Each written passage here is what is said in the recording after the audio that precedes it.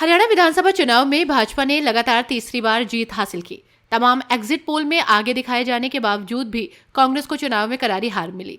अब कांग्रेस की इस हार को लेकर एआईएमआईएम पार्टी के प्रमुख असदुद्दीन ओवैसी ने तंज कसा। उन्होंने कांग्रेस की नाकामी को हरियाणा में हार की वजह बताया। ओवैसी ने ईवीएम पर लग रहे आरोपों पर भी बयान दिया। हालांकि जम्मू कश्मीर में भी बीजेपी ने अच्छा प्रदर्शन किया।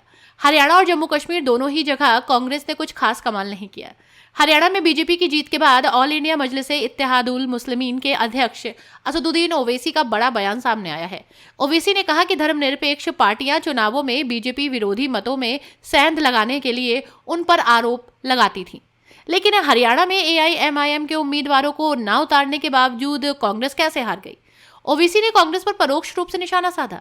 उन्होंने कहा कि बीजेपी को हराने के लिए पुरानी पार्टी को सभी को साथ लेकर चलना होगा।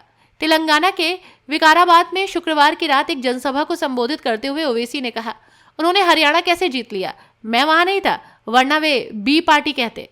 वे वहां हार गए, अब आप ही बताइए वे किसके कारण हारे।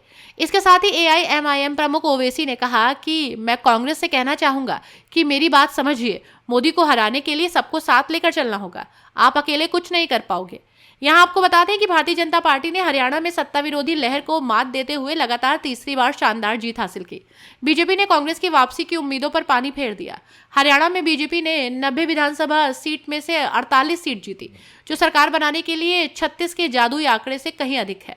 अभी हाल ही में असदुद्दीन ओवैसी ने कहा कि कांग्रेस की नाकामी की वजह से ही हरियाणा में उसकी हार हुई है। ओवैसी ने कहा कि हरियाणा में तो हम नहीं लड़े, फिर वहां बी टीम कौन रही।